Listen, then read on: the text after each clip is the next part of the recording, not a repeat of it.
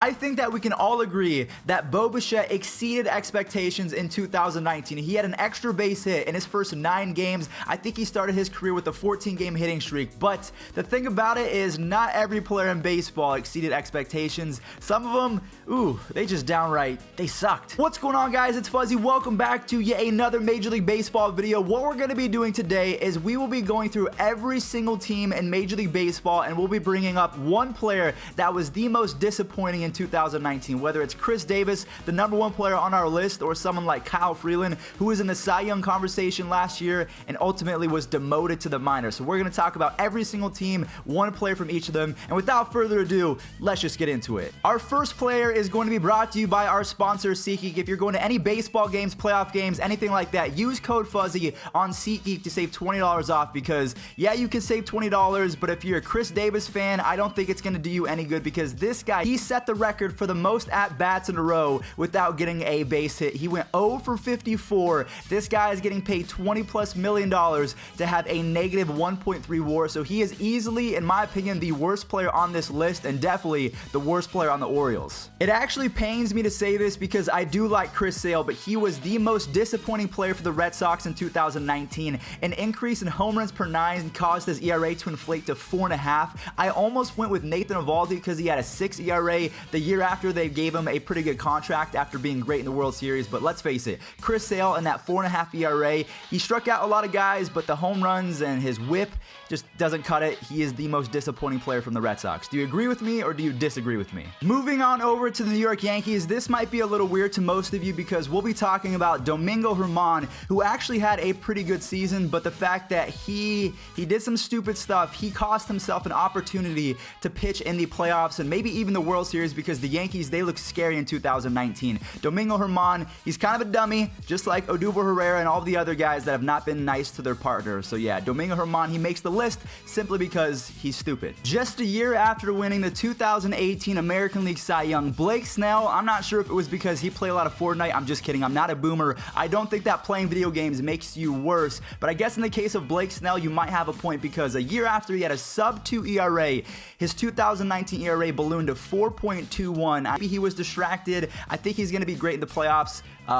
Yeah, and actually yesterday he wasn't. The final team we have to talk about from the American League East is the Toronto Blue Jays. Vladimir Guerrero Jr. came into the season and everyone projected him to have 20+ home runs, 80+ RBIs, and at least an 850 OPS. It did not turn out that way. He still had a decent season with 15 home runs, 69 RBIs, and a 772 OPS, but usually average baseball hitters, they have an 800 OPS, so let's face it. He was average this year, and I think he really did let a lot of people down, but he'll be back. He'll be back. Moving on over to the AL Central, we have the Chicago White Sox and Reynaldo Lopez. Reynaldo Lopez is one of the stranger stories in baseball because he can be a stud like 1 out of 6 starts, but the fact that he had a 5.57 ERA and 176 innings pitched, that's a lot of innings to throw, and when you're putting up a 5.5 ERA, I think we all have to agree that he has nasty stuff, but he's not able to put it together consistently, and that's why he makes the list as the most disappointing player from the White Sox this year. So a couple days ago, Yandy Diaz went off in the wild card game with 2 home runs, and guess what? He was acquired from the Indians in exchange for our next player, Jake Bauers. I think that Bauers has a lot of potential, but when you're hitting 225 with a 684 OPS in 113 games, that's completely terrible. That is not going to cut it. I think my grandma could do better than that. No offense, Jake Bauers, but yeah, he's got a cannon for an arm, as you can see right here. It's just not going to cut it in the batter's box. Josh Harrison, if you guys did not know, played for the Detroit Tigers in 2019, but he was quickly released because after 36 games, this guy was hitting 175 with the 480 OPS. So he made Jake Bauers look like Babe Ruth. I can't even believe he played for the Tigers. It was just forgotten after he got a contract. He was that bad, got released with a 480 OPS. That's like half of Billy Hamilton. That's just terrible. I've talked about this before, but when I was in high school, I really thought that Bubba Starling was going to be the next Mike Trout, and yeah, definitely is not the case, as this guy put up a 211 batting average, a 578 OPS, and only managed to hit 4 home runs in 55 games. He was a stud in the outfield. He has one of the better arms that I've seen in quite some time, but in the batter's box, again, I've said this before in the video, I think my grandma could do better. Probably my grandpa too. Now, don't take this video too too seriously because I'm sure that all of these guys would agree that they had a pretty disappointing 2019. I'm just trying to add some pizzazz. Speaking of guys who are trying to add some pizzazz, Michael Pineda is going to make the list because he let his entire team down. The Twins are in the playoffs right now, and they are getting smacked by the Yankees because he chose to take steroids. He was suspended 60 games. He had a 3.04 ERA and 9 starts in the second half, so he was looking really good, obviously because of steroids. And unfortunately, yeah, the Twins, I'm not sure if they're going to make it out alive because he chose to do stupid things, and now Randy Dobnak, the Uber driver, is starting game 2 against the Yankees. Yeah, it's not going to turn out well. The Houston Astros picked up Wade Miley last year, and he's actually been really solid. He was really good in the first half of 2019. I can tell you this because he was on my fantasy team. He was a stud. But in the second half, his ERA rose to 4.96, and he had a 1.6 whip, so I think that we can all agree that if he does not turn it around in the postseason, Wade Miley is going to be a huge disappointment in 2019. Dustin Bohr, as you can tell right now by the video that you're about to watch, I don't know what he was thinking. He really proved me wrong because I thought he was going to be a stud in 2019. No, he was awful with the 173 batting average and a 627 OPS. So the 173 batting average is less than Chris Davis, but his 627 OPS was a little bit better because Chris Davis had a 601 OPS. So good for Dustin Bohr. My gosh. We're going to go ahead and talk about the second Chris Davis in today's video. This will be Chris Davis with a K of the Oakland Athletics. I don't know what got into him this year after hitting 247 in the last 4 years. His batting average dropped to 220, something like that, and his OPS was 200 points lower than the last 4 years combined. So I'm hoping that he can turn it around in 2020 because he's one of my favorite players in baseball, but he did not come in clutch as the A's fall to the Rays in the 2019 wild card. I'm sorry to bring that up, but it's baseball. It happens. I have no personal issues with Yusei Kikuchi, although the rant I'm about to go on, it might sound like I hate the guy. I promise you I don't, but the fact that he's getting paid $20 million in 2019 after coming over from Japan and 31 games started, that's a lot of games to see. This guy had a 6.19 ERA. A 6.19 ERA. He was probably the worst pitcher in the American League. He stole the money from the Mariners. I don't think that's right. I think when you're that bad, you should give your money back, or at least a portion of it. Donate it to charity because, man, Yusei was terrible. The final player from the American League and also the American League West is coming from the Texas Rangers. We have Jose Leclerc. Back in 2018, he had a 1.56 ERA. He was one of the best relief pitchers. He was up and coming. He was young. He throws hard. He's got a really good mix of pitches. But in 2019, I'm not sure what changed. Maybe it got to his head. He had a 4.11 ERA just 1 year after he had that 1.56 ERA. And I think that was because he had an increase in home runs per 9. And also, he started walking a bunch of guys. Just like Chris Davis, I'm hoping for comebacks in 2020. In 2019, it just kind of unraveled. The first player from the National League is going to be Dansby Swanson of the Atlanta Braves. This guy has been useless in the second half. After breaking out in the first half, I thought he was going to turn into a Derek Jeter-like player, but obviously we can see by the second half where he had 0 home runs, a 172 batting average, and a 512 OPS. He was so bad, he's making my voice crack, and he's actually making me lose my voice. So Dansby Swanson, I'm hoping he can repeat the first half all of 2020, just that second half with this, I'm not even going to bring it up again. I just feel bad for the guy. A few years ago, Derek Jeter traded one of his up-and-coming players, a guy named, Christian Yelich. I think he was pretty good. He was traded for a guy named Lewis Brinson, and in 2019, Lewis Brinson had a negative 1.9 WAR and 0 home runs in 70 games played, whereas Christian Yelich might be winning his second straight MVP. I'm sorry. So the Marlins was a little bit easy because Lewis Brinson has just been that bad, but with the New York Mets, there was a ton of guys that were really good in 2018 and then kind of were average. We could have gone with Zach Wheeler, but I feel like Noah Syndergaard, the fact that he had a career high 4.3 ERA and also a career high in home runs per 9 and walks per 9, he was on my fantasy team as well, just like Wade Miley. So towards the end of the stretch, these two guys, I really needed them to perform and they didn't. Noah Syndergaard, I've never seen him struggle so much before. He was pretty good at the trade deadline, and then all of a sudden, he just kind of said, you know what, I wasn't traded, we're not going to make the playoffs. I'm not sure if it was a lack of motivation or what with Noah Syndergaard. He just lost control and started giving up a ton of bombs. What the heck happened to Rhys Hoskins? This guy was setting records to start his career. He had 13 home runs in his first 100 career plate appearances. He was great up until the last 2 months of this past regular season. He hasn't hit above 200 since July, and he had 6 home runs total in the last 2 months. Truly, he is one of those cases where I can't pinpoint exactly what is happening. Maybe it's the yips, just like Lewis Brinson. Something is just mentally wrong with the guy. Maybe in 2020, Charlie Manuel can fix this guy's swing, but for right now, easily the biggest disappointment from the Phillies this year. If I was making this video 12 months ago, Brian Dozier would still be in it, because with the Twins last year, and then after being traded to the Dodgers, and then again in 2019 after he signed with the Nationals, he's just been a shell of himself ever since 2018 flipped, and I expected him to rebound.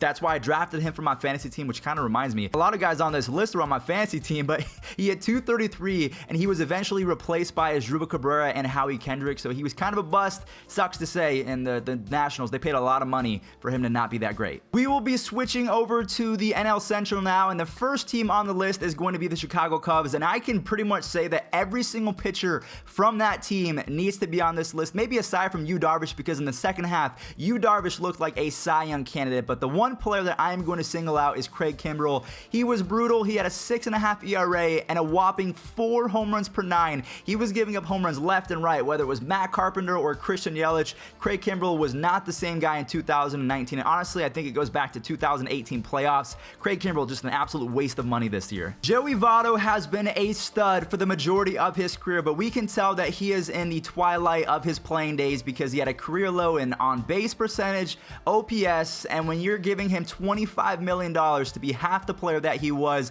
we have to consider that a disappointing season. Honestly, there was a few guys that were disappointing in my opinion for the Cincinnati Reds, but Joey Votto, even though I love the guy, he's fun, he's energetic, he's been an MVP in the past, and that's why we have to say he's disappointing. For a career low in pretty much every single offensive aspect of the game, I'm sorry, Joey, but you make the list today. Baseball is such a weird game. Travis Shaw is the biggest example of that, because from 2017 to 2018, this guy combined for 63 home runs and 187 RBIs. That is the definition of production, especially when you're playing second base and third base. That lefty bat was stupid. In 81 games, he managed to hit 7 home runs and 15 RBIs. Now, I know most of those games maybe weren't games started, but 7 home runs after having 63 the 2 previous seasons combined, I think that we can all agree that Travis Shaw was not himself this year. The final 2 players from the NL Central are coming from the Pirates and the St. Louis Cardinals. Chris Archer was traded from the Tampa Bay Rays to the Pirates, and he has been terrible ever since. He had a 5.19 ERA,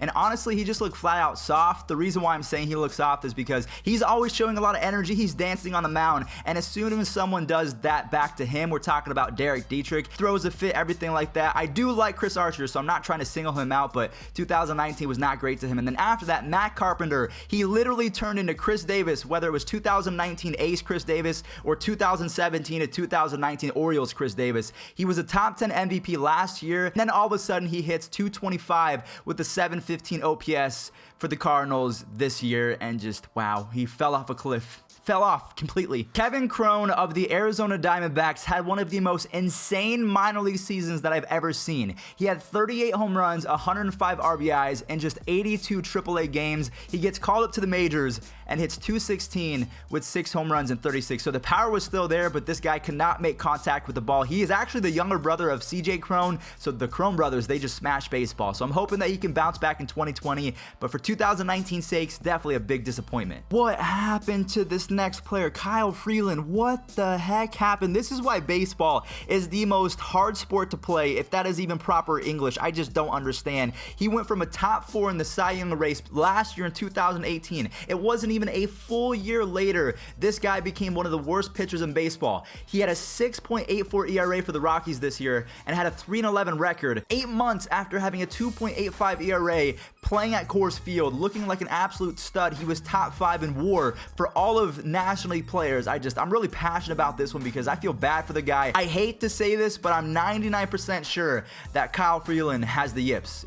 It sucks. And the same kind of goes for Kenley Jansen. I think that his confidence has been shot this year. He had 8 blown saves total this year. His ERA skyrocketed to 3.84. Now, when you put that into perspective, a 3.84 ERA is not too bad in the grand scheme of Major League Baseball. But when we're talking about Kenley Jansen, who has been one of the better relief pitchers in the history of baseball, a 3.84 ERA, that is not the same. And I truly think that it's all mental. He's going to bounce back in the playoffs. Hopefully, I'm going to knock on some wood and not jinx the the guy because I know Dodgers fans, they're going to find out where I live and come after me if he's not great in the playoffs. I'm hoping that he is because Kenley, I like the guy, just a really bad year. All right, ladies and gentlemen, we are down to the final two teams from today's video. We're talking about the Padres and the Giants, and I'm talking about them together because these are both former superstars, and I think that they still have some juice left in the tank, especially Manny Machado, but this year he had a 783 OPS, and his strikeouts were way up, and the same goes for Buster Posey. He had a career low in batting average and OPS, but again, I think that these guys might rebound in 2020. It could definitely happen. They still have the skills to be one of the better players in their own divisions, but as far as 2019 goes, Machado definitely overpaid, Posey definitely overrated, and that's just me. I mean, it sucks to say, I've said that a couple times throughout the video because I don't want to talk negatively about these guys, but that's the way the cookie crumbles. That is going to do it for today's video. I hope that you all did enjoy. If you think of any players that I left off this list, please let me know, or if you agree or disagree, also let me know in the comment section down below. I will be praying for each and every single one of these guys. I'll be talking to the baseball gods because we're close. Yeah, the baseball gods, they like me. So hopefully in 2020, all of these guys can bounce back and have all-star seasons. But that's going to do it for me. Thank you all so much for watching. If you did enjoy, slap a like on this one, and I'll catch you guys in the next one. Peace out.